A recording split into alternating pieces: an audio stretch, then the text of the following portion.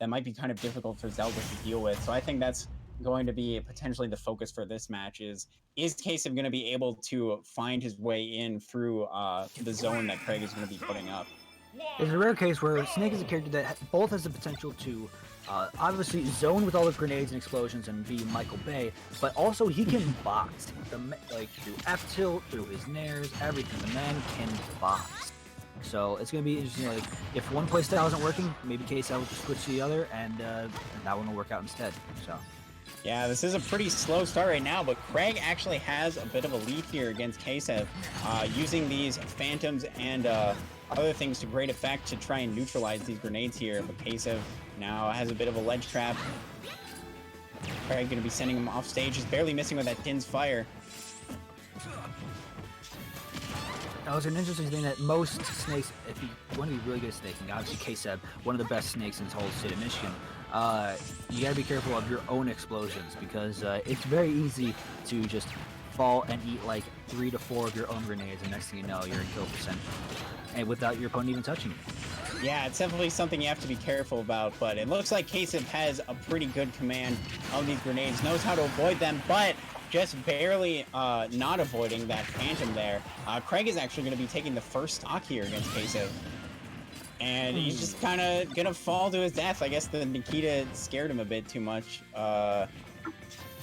Okay. All right. I thought there was like some sort of connection issue with Kreg. He was just sitting there for a bit, but it looks like we're okay. No. Going back into this match here. They just stopped to stare at each other menacingly for a split second. We're all good. You know, sometimes that creates for the most epic moments. You ever seen JoJo? Oh, I have, my sir. I have plenty. Kreg looking to make something happen there, trying to get the dare into the up B, but not quite able to connect. And now he's Ksev got him on the ledge here, but able to sneak back in with that Furor's Wind. Oh, but Ksev being so smart about dropping down with these explosives to cover his landing. It was an interesting way to avoid the Nikita, but unfortunately it's going to lead to some punishment for Kreg. Now it seems like at ledge he seems to be just edge guarding a lot with a single drop grenade instead of the tried and true, up smash that we see from Loud. Never mind, here we go. Yeah, I think he's been kind of using a mix of both. Trying to use the grenade to ledge trap where he can, but if he needs to go to it, he does have the Nikita, he does have the mortar. Snake, of course, very strong character at being able to ledge trap. Yes, every single one of his explosive options is a viable ledge trap. From Nikita, from obviously up smash right there to the grenade. So, and him taking stock number 2 from Kreg. So. Yeah, Kreg, though, he's been making it kind of difficult for Ksev to connect anything. Good use of these phantoms, and of course being very sneaky with the Furor's Winds. It's something that Kreg is really known for.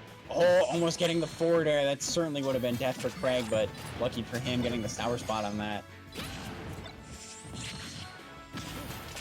Oh. Ooh, that was actually a smart use of the grenade with the teleport. Kreg has actually been making very good use of these grenades and trying to use them against Ksev, actually, or at least just making them sort of a non-threat. He seems to be good at neutralizing them, so let's see if we can keep it up. Oh, but this is, yeah, it's a lot of damage for Kreg. This is looking kind of scary. Now we're going to be yep, he's already fishing for him. We're going to see a lot of these up tilts coming out. He's just waiting for the right position to get the right one, or an up smash instead, and Ksev taking game number 1 of Kreg. Yeah, just swooping him right up there. But Kreg actually putting up a pretty good fight. I don't know if any of us were necessarily expecting for Kreg to do as well as he did in that first game. And it might just be that his particular playstyle, because he does play like a very tricky Zelda with all those teleports. And I think he was making good use of the Phantom too to try and cover himself both on and off stage. So it might just be something that Ksev isn't used to dealing with. And it means potentially Kreg has the potential to take this set over Ksev. I don't think that's out of the realm of possibility. No, not, especially from what we saw in game 1 with how, like what you just said, how sneaky he was being with all of his specials and everything. I feel like the key, though, to putting him over the edge is he needs to start, like, obviously he can rely a lot on his teleports and his Din's Flame and his reflections, obviously, for the grenades, but it's going to come down to landing a lot of your nairs and especially your sweet spotted fares to get those kills on Ksev, because the Phantom will carry you so far, But getting some of your more neutral moves to kill is going to be the big separation in order to take the set away from Ksev. Oh yeah, for sure. We're going to be hopping into game 2 here against these two, going to Battlefield here. And I think that's actually a pretty smart choice because we did see with the Smashville pick that the Phantom was actually doing a good job of covering the platforms. And so Kreg could potentially get away with the same thing there. But Ksev also using them to his advantage, just kind of juggling Kreg there on the platforms. Too unfortunate missed text from Kreg there. I mean, it seems like he just wanted to take a nap for a second. Yeah, I wonder if Kreg has like some sort of connection issues because both in the last game and this game, there have been times where he's just kind of sitting there. But that forward air, a bit ill-advised, trying to cross up, but Ksev ready for that and just going to hit him with the up tilt to take that first stock. Kreg just holding down center right now. Ksev trying to find his way in with these grenades as well as he can. Oh, but the Phantom there going to be sending Ksev off stage. See what Kreg can do with this. Has the Phantom set up, almost landing in the up air, but Ksev being very smart, just waiting it out on the platform. And now Kreg is sitting on a pretty, well, I was about to say a lead until I remembered, wait a second, no, he's down a stock. Yeah, not quite a lead, but he's not entirely out of this yet. He's making a good case for himself, doing his best to try and stay as safe as possible. But looking for a way to take Ksev's stock, and there he finds it, teleporting in with the Furor's Wind. Still a bit of a deficit, but he's not out of it yet. No. It was all a case of, like, he needed to get rid of that stock as soon as possible, and luckily he was able to. Yeah, but now he's on the ledge here against Snake. This is a very scary spot. That shield looking pretty scary. I think if another down tilt had landed, it certainly would have popped. Oh, grab. And just putting some setups on the ledge here. Yeah, with the C4 and the up smash, that's a very scary combination.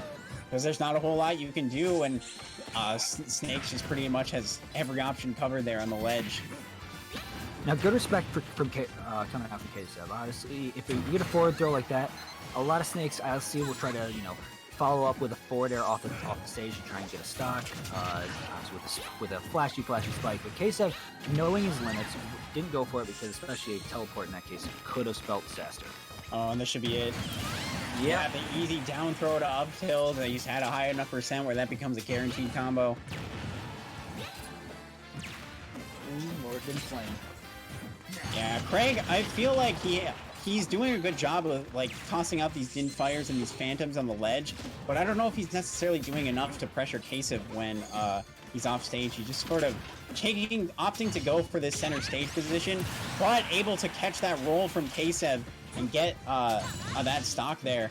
These two have even stocks here, and Kreg's starting to build up the damage.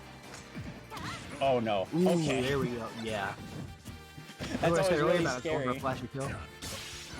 Yeah, that's definitely one way to do it. But getting the sweet spot there, and actually maintaining a bit of a lead, but this is always a scary position when you're on the ledge against Snake.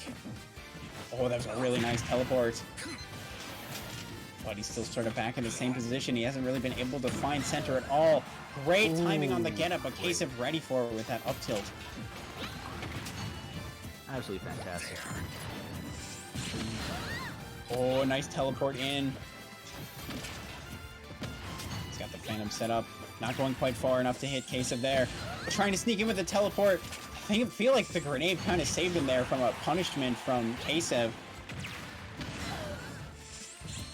Oh, this is so close, but this might be it. Just barely sneaking to the ledge, getting past that up tilt. This is a very scary position for Kreg to be in, but he does have Ksev in this ledge trap situation, trying to bait out a roll with that Phantom, but Ksev not taking the bait. Obviously, like something like a dash back F smash, but down throw into up tilt. Gonna take the game and the set for Ksev. And what turned out to be a pretty a surprisingly competitive match from Kreg. Good on you, Kreg. Yeah, that was a really good fight from Kreg there, but Ksev showing that he is more than capable and able to still take that set even in a high pressure situation.